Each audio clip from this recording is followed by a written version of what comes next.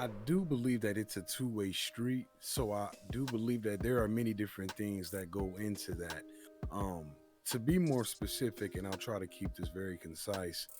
That's wild, man. Especially if you don't like the job. What if you don't like the job, right? Then you end up, man. Yeah. That's I've been in those situations where you're just working to live, and that's basically what it comes down to. Yeah. So, first of all, we weren't put on earth to be people pleasers.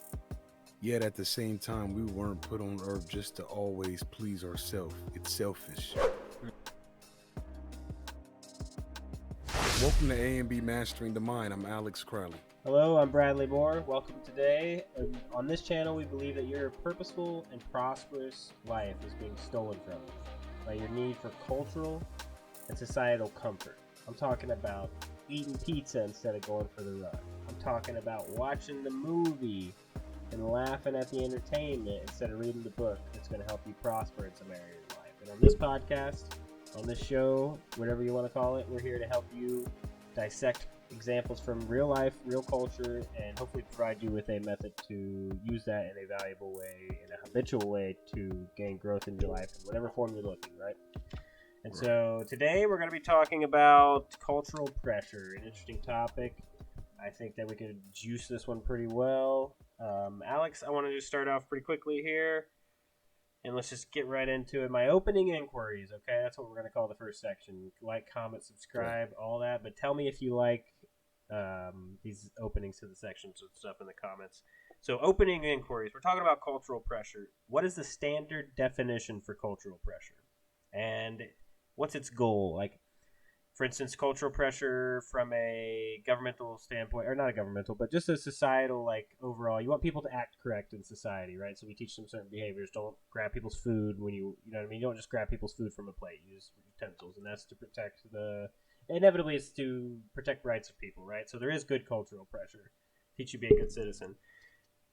So the oversight of that I want to ask you is, can cultural pressure overcorrect? Meaning, can you feel too much pressure? Can you feel like it's too important to do something and you get in your head, get locked up, and then you end up underperforming or end up doing something to embarrass yourself?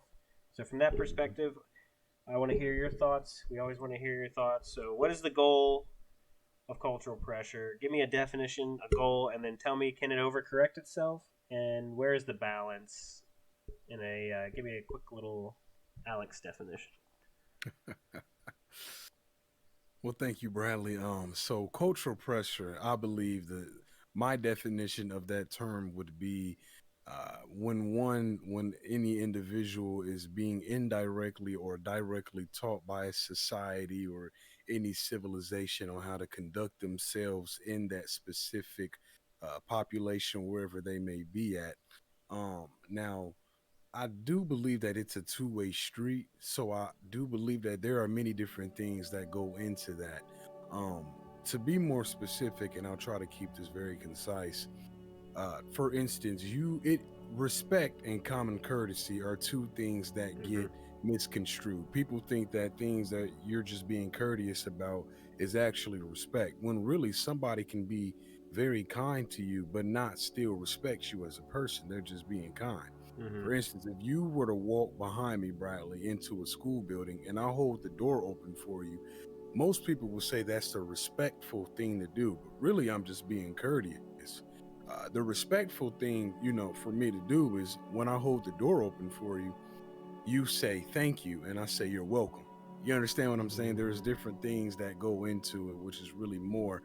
So I do believe that cultural pressure is a two-way street, but I also do think that it can kind of overcorrect because someone, they may just naturally be different from they may be from a foreign land. So when they come into a new culture, they may not be familiar with how things work. For instance, if I were to travel to China, mainland China, which I've never been to, maybe one day I'll go.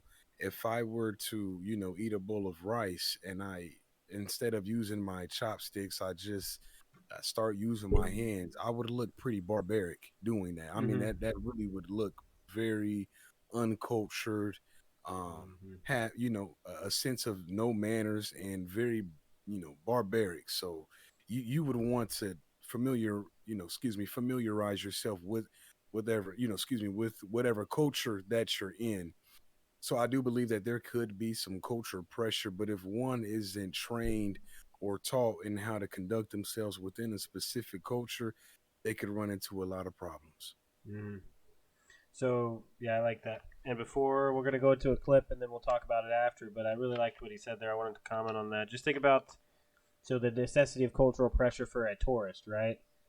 If there's not some sort of cultural pressure from, I mean, obviously you don't want to scare your tourism away, but think about going to a different country. There's going to be things that you do that someone looks at you funny, and you kind of notice like, oh, they don't really wave the same here, or like I don't know if you learned about hand signals as a kid, where like waving in some countries is like a flip off or something, right? So the cultural pressure in that way can be useful, but I like how you said, like you talked about the overcorrection too. Like I asked you, but I think something that will be interesting when in regards to overcorrecting is this video clip where it's a basically it talks about in Japan how they can be over there. It's called katori, I think it's called. Let me look it up. Karoshi, where they say basically you're overworking yourself and you die from it, whether it's suicide, medical, or not. But let's go to the clip and we'll take a look at how they deal with it in Japan and if it's causing pressure, overcorrection, whatever. Thank you very much. Her organisation has helped about 20 families a year since it was founded in 1989. Each case is a long legal battle.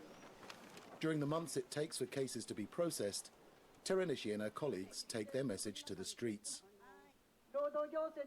The Labour Standards Office should require companies to keep a record of the working hours of their employees. This is one preventative measure against karoshi that could be introduced immediately. Japanese law allows employees to work a maximum of 40 regular hours a week.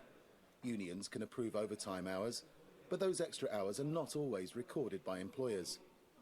Employees at 1 in 5 firms regularly clock 80 hours of overtime a month. For Terenishi's husband, the mental and physical demands of excessive overtime became too much. He committed suicide after working 14 hours a day for 10 years. In Japan, people think that they will be liked more if they work longer hours, that they are showing how motivated they are by surviving on very little sleep. We really need to change this bad mentality in Japan, or things will never improve. Japan's brutal working culture is the cause of about 200 karoshi deaths a year. Most of the victims suffer heart attacks, strokes, or take their own lives. Okay, Alex, so what do you think? We're talking about, I mean, 14 hours for 10 years, that's fucking insane. Excuse my language. That's freaking insane. That's wild to think about. Like, I can't imagine working that many. What do you think? How do you deal with cultural pressure in that way? Is it up to us to make sure the businesses are controlled? Not controlled, but you know what I mean? Demand that we don't have this unbalanced work life? What do you think? Are they over? Is it? Yeah. How do you fix that problem in Japan if it's you? Lots of individuals in the country of Japan have fallen victim to what they would call being a workaholic, Mm-hmm. which really, okay, in terms of profit and income, you may reap, a lot of rewards and abundance of rewards, but at what cost? Well, it would be the cost of your health. Yeah. It would be the cost of your emotional well-being, and it would be the cost of your mental health, which could, again, I said earlier, it could lead to thoughts of contemplating suicide. It could lead to, having a de-escalation of motivation within you, and to really have a wantonness to continue to go into work in the workplace and continue to do your job and actually do it right. And it starts with little steps, with you not wanting to do certain things on the job. Mm-hmm. It affects your attitude. Your attitude follows you home. Now you're not the same person you used to be. Husband goes from being a happy, loving man to now giving his wife dirty looks, or vice versa. The kids have been neglected. Mm-hmm. The boss is upset with you, and before you know it, you've been, employee of the month, to now being fired or jumping off, the top of a skyscraper. And you may say that that's an extreme example, but actually, is it? Because it happens all the time. The Japanese have gone through, many suicides, and I'm sure that there are some people who are now over there, excuse me, being worked to death, and Right. you know they feel as though that they're kind of in a trap, and they're in a rat race, and where is it leading to? Nowhere but to the grave, really. Karoshi That's it. apparently leads you to Yeah. Karoshi. Yeah, it's a Tough. continuous cycle of go home, go to sleep, eat, wake up, Yep. eat breakfast, go to work. I mean, I doubt that some of these people really even see their kids or their own, spouses or other friends and family Yeah. members like that unless they work with them. It's a bad and sad situation, and although I'm glad that I'm not a part of it, I'd wish that those people over there are able and hopefully will come out of it. Yeah.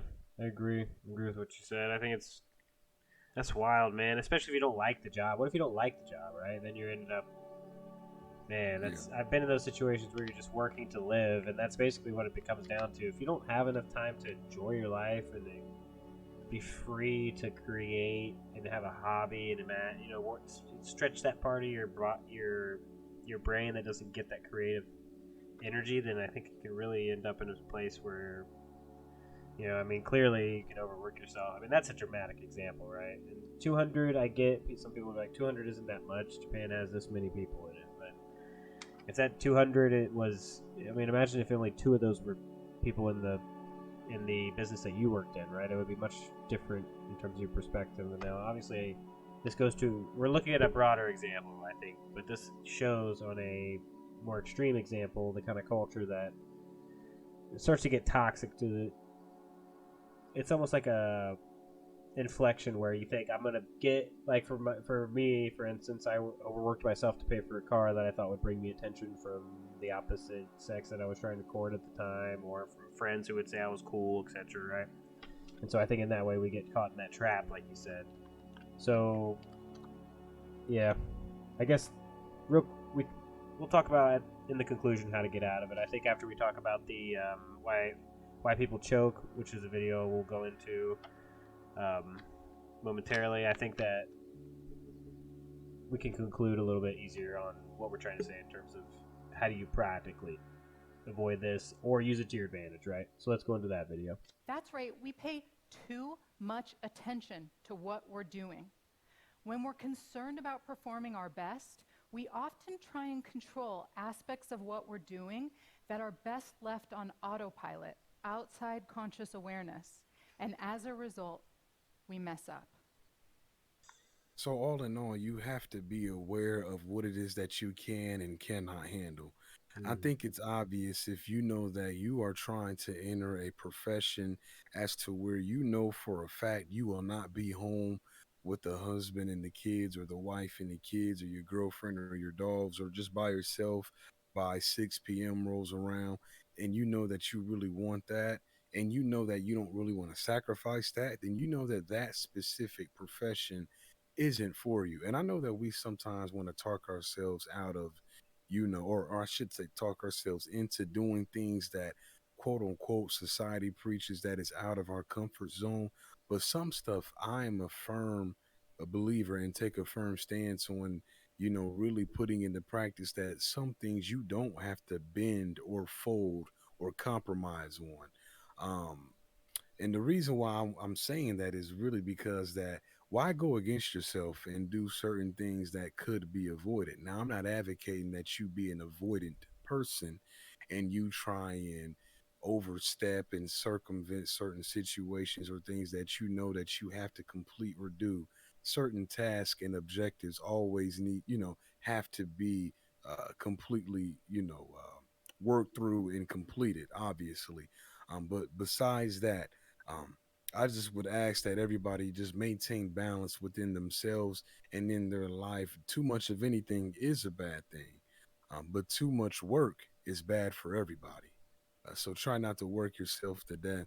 Try to know when to take a break. And if your job is one of those jobs like my job, there is no real break, or not even just on a job when you're studying for something or you Good overwhelmed point. with the kids. Just take a step back, go outside, take a breather, talk to yourself. Whatever you're doing, just stop doing it. Put it down, step away, go drink some cold water, whatever it is that you need to do, because it's not fair to you that you're burning yourself out and you're still expected to complete, these hard assignments or whatever it is that's in front of you. just be patient with yourself, but treat yourself fairly. You wouldn't want to see your loved ones go through badly like that Mm-hmm. with, high stress levels. So don't do it to yourself, even if you are a workaholic. I don't believe that anybody should be that, because a workaholic is still a holic. That's not a good. That's not a good thing at all. Mm-hmm. Yeah. So it's kind of up to us to balance the cultural pressure when it comes to what career we pick with how we want to live our lives. I agree with that. And so, in regards to what she's saying, um, Cian, I hope I'm saying her name correctly. Um, she's talking about the practical way to, like, in terms of a practical way, when you get cluttered up, like when you go to perform and you're doing something. In regards to this last video, when we choke under pressure, and she talks about we're micromanaging the moment. For you, what do you think? And then I'll give my 2 cents because I have something interesting I wanted to bring up. But what do you think in terms of um, micromanaging the moment?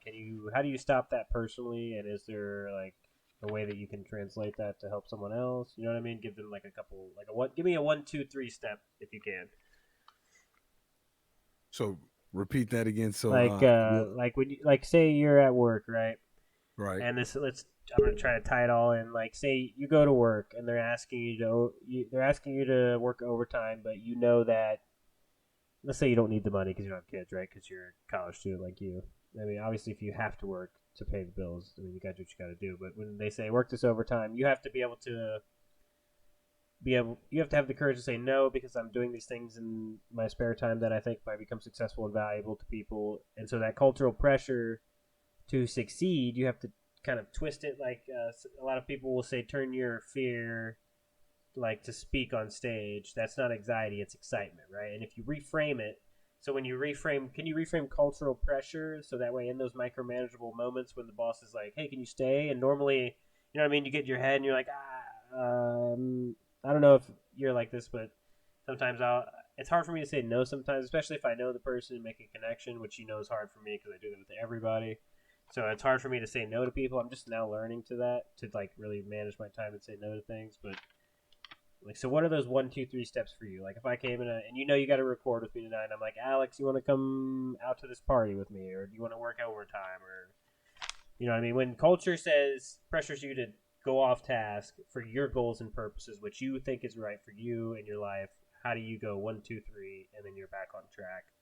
And can you do it without hurting someone's feelings? You know what I mean? Without hurting people's feelings and being, kind of. Okay. Yeah. So first of all, we weren't put on earth to be people pleasers. Yet at the same time, we weren't put on earth just to always please ourselves. It's selfish. Mm-hmm. So in saying that, you got to stop trying to dance around yourself and others, and beat around the bush and always want to be the one that can always, please another. Because are those people pleasing you? Are they going out of their way to make sure that you're okay? If you're the one that is always visibly stressed and burnt out, I would safely assume that that's a no. So why are you doing it for them? Are you just a naturally good person? You always take initiative. You always pick up the extra work. Not always. Nobody wants to do that 100% of, their life. It's not true.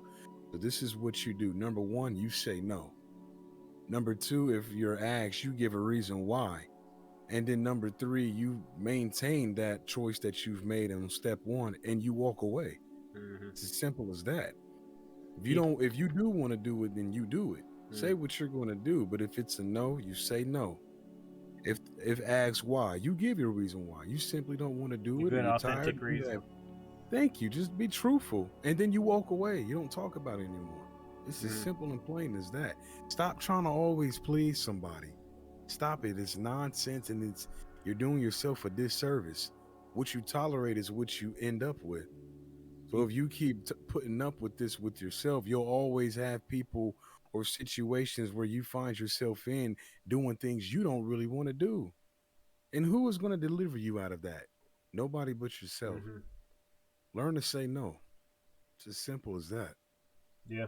And I think a lot of times in these situations that I found for myself, like if I tell someone, no, I don't want to do something, and then I go home and like, like the classic, like you see on Twitter or whatever. I don't really, I'm not on there, but this was when I was using those platforms here and there, like iFunny, I think is what I use a lot. But it'd be like when people ask you to go out and you say you're busy, but you're in the bed with your dog or something. You know what I mean? I think a lot of times people like don't want to say no because then they know that they're gonna go home and do those kind of activities versus like go out. But at the same time, if that's not you, you know, you gotta authentically be able to own up to that. Now, here's where it gets interesting and valuable and pragmatic. The conclusion. If Alex, and you can correct me if you think I'm wrong or, you know, lead me back on course. If you make a decision not to do something with your friends or not to work the overtime and then you feel bad about it later, it's likely because you were wasting your time or devoting time to something that you know is going to make you feel like not good for doing it later, right? Make you feel crappy because I said to Alex, I can't record the podcast tonight because I'm just too busy with this. And then in reality, I just was tired. And everyone's busy, right? I mean, I've done other things today. I'm trying to give a TED Talk within the next, 3 or 4 months. That takes a lot of work. But that's not the point. I think what I'm trying to say here is you'll feel less bad about saying, no, I don't want to work that overtime. I have to record if you go home and record. That comes from being honest. First, you have to be honest with yourself and say, am I in a place in life that I'm happy? And if you say yes, but you're really looking through social media all day and looking for likes and stuff, you get what I'm saying? I think it's a lot of people that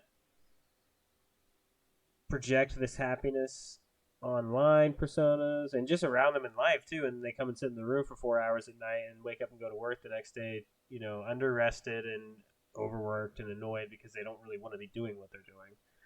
So I'll end with this, Alex. That'll be my conclusion, and then I want to challenge you for your conclusion. What level of responsibility do you have towards yourself to keep yourself on track so you don't get in situations where you feel so unconfident about saying no, right? How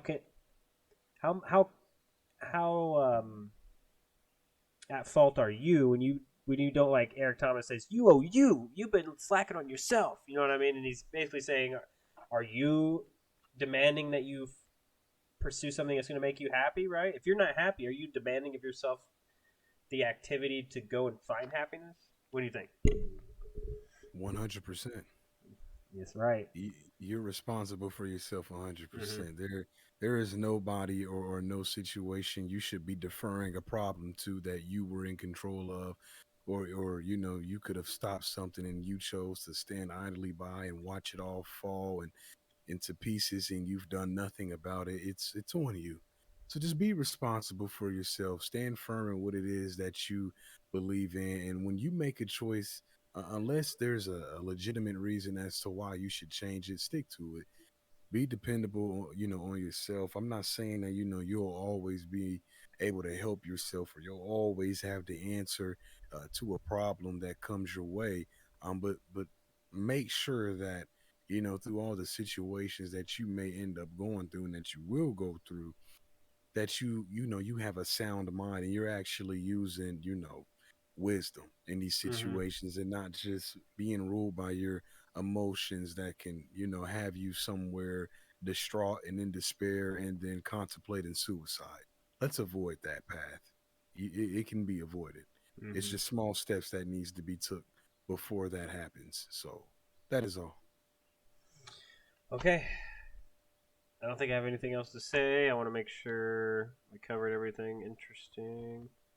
Thank you guys for watching. I mean, I think that's everything. I think the lessons here are be authentic to yourself, right?